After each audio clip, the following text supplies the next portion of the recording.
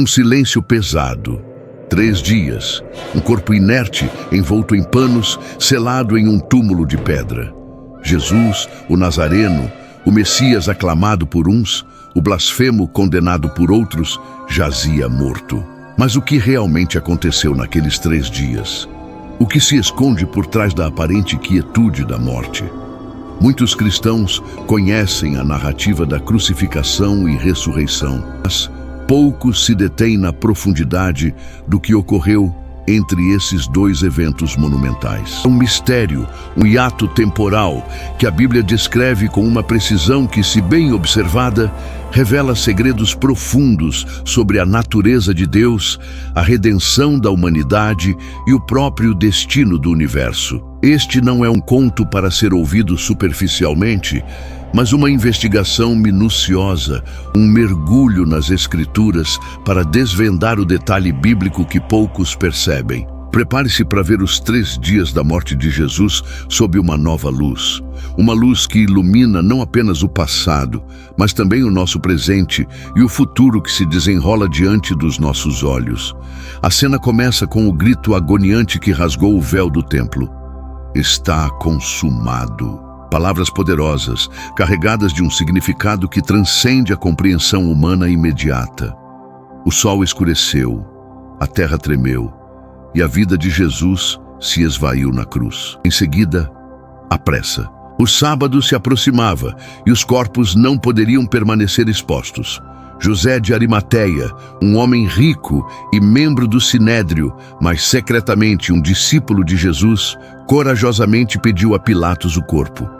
Nicodemos, outro fariseu que havia conversado com Jesus à noite, trouxe mirra e aloés, cerca de 100 libras, para preparar o corpo para o sepultamento. Um ato de amor e respeito, mas também de uma fé ainda em formação, um passo de cada vez, em meio à escuridão daquele momento. O corpo foi levado, lavado, ungido, envolto em panos de linho e depositado em um túmulo novo, escavado na rocha, que pertencia a José de Arimateia. Uma grande pedra foi rolada para selar a entrada. Aparentemente o fim de tudo. A esperança se esvaía para os discípulos. Para eles, era o fim de um sonho, o fim de uma promessa que parecia tão real. Mas a história não termina ali. Os líderes religiosos, fariseus e sacerdotes não estavam satisfeitos. A lembrança das palavras de Jesus, depois de 3 dias ressuscitarei, os assombrava. Eles temiam que os discípulos pudessem roubar o corpo e alegar a ressurreição, criando uma farsa ainda maior. Pilatos, relutante, cedeu ao seu pedido. Tendes a ide e guardai-o como entenderdes. E assim, o túmulo foi selado e uma guarda romana foi postada. Uma medida de segurança extrema, uma tentativa humana de controlar o que estava além do controle humano. Uma ironia cruel, se pensarmos bem. Eles selaram o túmulo, mas quem poderia selar o plano divino? Eles colocaram guardas, mas quem poderia guardar a promessa de um Deus que não se curva a portões de pedra ou a espadas romanas? Aqui começamos a desvendar o mistério. O que realmente aconteceu durante aqueles 3 dias? Seria apenas um período de inação, de silêncio? A Bíblia nos dá pistas, fragmentos de uma verdade que, quando unidos, formam um quadro surpreendente. A primeira pista vem da própria boca de Jesus. Em Mateus 12:40, ele declara: Pois como Jonas esteve 3 dias e 3 noites no ventre do grande peixe, assim o Filho do Homem estará 3 dias e 3 noites no coração da terra. Essa é uma declaração crucial. 3 dias e 3 noites.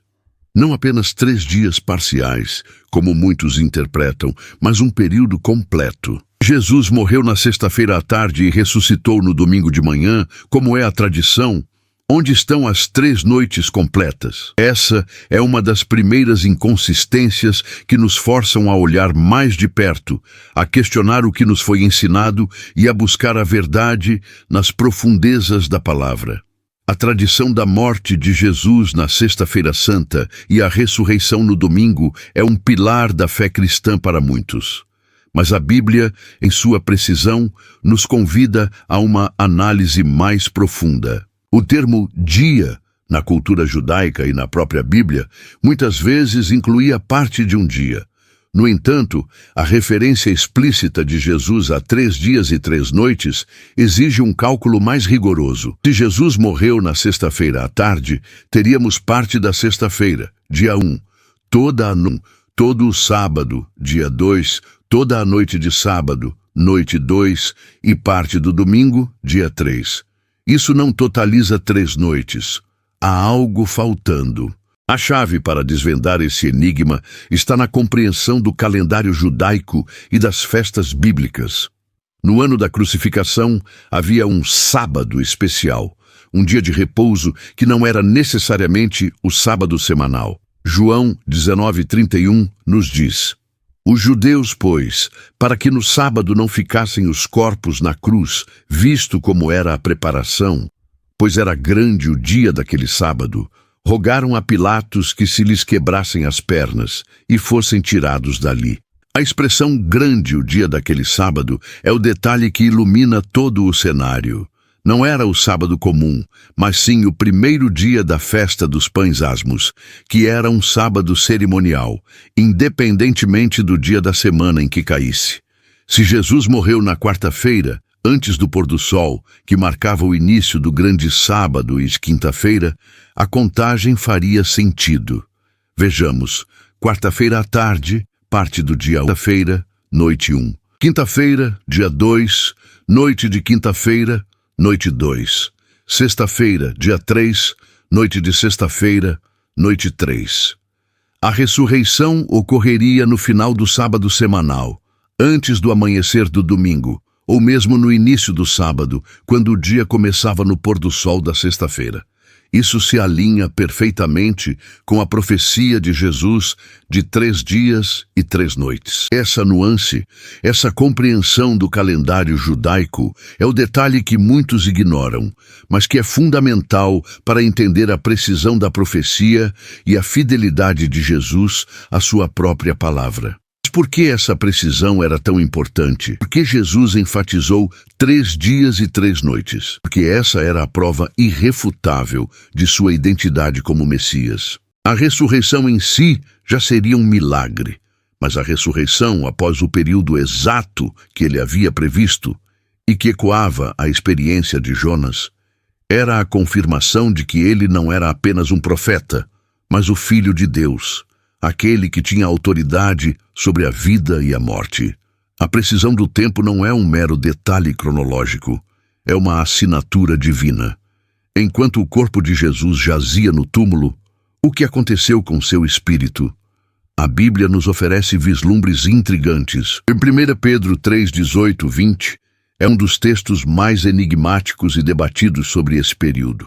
Porque também Cristo padeceu uma vez pelos pecados, o justo pelos injustos, para levar-nos a Deus, mortificado na verdade na carne, mas vivificado pelo Espírito, no qual também foi, e pregou aos espíritos em prisão, os quais, noutro tempo, foram rebeldes, quando a longanimidade de Deus esperava nos dias de Noé, enquanto se preparava a arca, na qual poucas, isto é, 8, almas se salvaram pela água.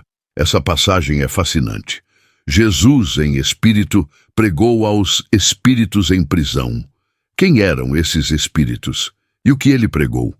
A interpretação mais aceita é que se referem a anjos caídos, demônios, que foram aprisionados por sua rebelião nos dias de Noé, talvez por terem se misturado com as filhas dos homens, gerando os nefilins, conforme Gênesis 6. Outros interpretam como almas de homens que morreram antes da vinda de Cristo. Independentemente da interpretação exata, a mensagem é clara. Durante aqueles 3 dias, Jesus não estava inativo. Seu espírito estava em movimento, realizando uma obra que poucos compreendem. Ele não estava apenas descansando na morte, ele estava declarando sua vitória, proclamando sua autoridade mesmo nas regiões mais sombrias. Ele estava despojando principados e potestades, como lemos em Colossenses 2,15, e despojando os principados e potestades, os expôs publicamente e deles triunfou em si mesmo. A cruz não foi o fim, mas o palco de uma vitória cósmica. E os 3 dias no túmulo não foram um período de derrota, mas uma fase crucial da sua conquista. Jesus estava, de certa forma, entrando no território do inimigo, não como prisioneiro, mas como o vencedor. Ele estava confirmando seu domínio sobre a morte e sobre aqueles que a exerciam. Podemos imaginar a cena: o Filho de Deus, em espírito, adentrando as profundezas, não para ser julgado, mas para julgar, não para ser aprisionado, mas para libertar. A mensagem não era de salvação para esses espíritos em prisão, mas de proclamação de sua vitória e do juízo que viria.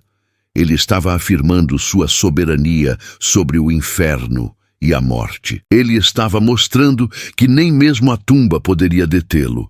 Nem mesmo as cadeias espirituais poderiam prendê-lo. Este é um detalhe que transforma a quietude do túmulo em uma arena de batalha espiritual, onde a vitória final foi selada.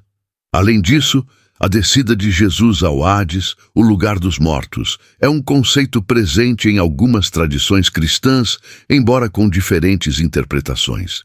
O Credo dos Apóstolos, por exemplo, afirma: desceu ao inferno. A intenção não é dizer que Jesus foi para o inferno de tormento, mas para o reino dos mortos, para a esfera onde as almas aguardavam. No contexto judaico, o Hades, Sheol, era dividido em 2 partes: o paraíso, ou seio de Abraão, onde os justos aguardavam a redenção, e o lugar de tormento para os ímpios. A parábola do rico e Lázaro, Lucas 16, 19 e 31, ilustra essa separação. Quando Jesus disse ao ladrão na cruz: em verdade te digo que hoje estarás comigo no paraíso, Lucas 23, 43, ele estava indicando que sua alma iria para o paraíso. Isso sugere que, durante os 3 dias, ele esteve no paraíso, talvez resgatando os justos que ali aguardavam, abrindo o caminho para que pudessem entrar na presença de Deus. Com sua ressurreição e ascensão, o paraíso foi transferido para a presença de Deus. E agora, quando um crente morre, vai diretamente para a presença do Senhor. Ele foi o primeiro a vencer a morte e abrir o caminho para todos os que creem. Os 3 dias da morte de Jesus, portanto, não foram um período de vazio, mas de intensa atividade espiritual. Foi a consumação da sua obra redentora, a prova final de sua divindade. Ele não apenas morreu pelos nossos pecados, mas também venceu a morte, o inferno e o diabo. Ele desceu às profundezas para proclamar sua vitória e para libertar aqueles que estavam cativos pela morte. E qual a relevância disso para nós hoje? Em primeiro lugar, a precisão da profecia de Jesus sobre os 3 dias e 3 noites é uma poderosa confirmação da veracidade da Bíblia. Em um mundo onde a fé é constantemente questionada, onde as verdades são relativizadas, a palavra de Deus se mantém firme, revelando detalhes que, quando investigados, apenas fortalecem nossa confiança. A Bíblia não é um livro de contos, mas um registro divinamente inspirado, com uma coerência e profundidade que desafiam qualquer explicação humana. Em segundo lugar, a atividade de Jesus durante aqueles 3 dias nos revela a extensão de sua vitória. Ele não apenas nos salvou da culpa do pecado, mas também nos libertou do poder do pecado, da morte e do diabo. Não há força espiritual ou terrena que possa resistir ao seu poder. Essa é uma mensagem de esperança e empoderamento para todos os que creem. Não importa quão escura seja a noite, não importa quão profunda seja a prisão, Jesus tem o poder de nos libertar e de nos levar à vitória. Em terceiro lugar, a compreensão desses detalhes escatológicos nos conecta diretamente com as profecias do fim dos tempos. Se a palavra de Deus é tão precisa em relação a eventos passados, podemos confiar plenamente em suas profecias sobre o futuro. Os sinais que Jesus e os profetas anunciaram para os últimos dias estão se cumprindo diante dos nossos olhos. Guerras e rumores de guerras, fomes, pestes, terremotos, o esfriamento do amor, a apostasia, a multiplicação da iniquidade. O mundo está em trabalho de parto e as dores são cada vez mais intensas. Estamos vivendo em tempos proféticos e a urgência de entender a palavra de Deus nunca foi tão grande. A mesma fidelidade de Deus que cumpriu a profecia dos 3 dias e 3 noites é a que cumprirá cada palavra sobre a volta de Jesus, sobre o arrebatamento da igreja, sobre o período da grande tribulação e sobre o estabelecimento de seu reino milenar. Não podemos nos dar ao luxo de sermos ignorantes sobre essas verdades.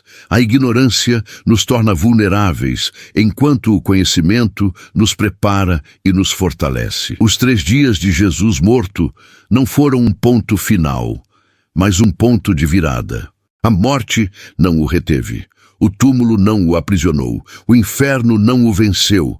Ele saiu vitorioso e sua vitória é a nossa vitória. Ele é a ressurreição e a vida. E essa verdade, esse detalhe bíblico que muitos não percebem, é o alicerce da nossa fé e a garantia do nosso futuro. A cada dia que passa, os sinais se tornam mais claros, as profecias se desdobram diante dos nossos olhos.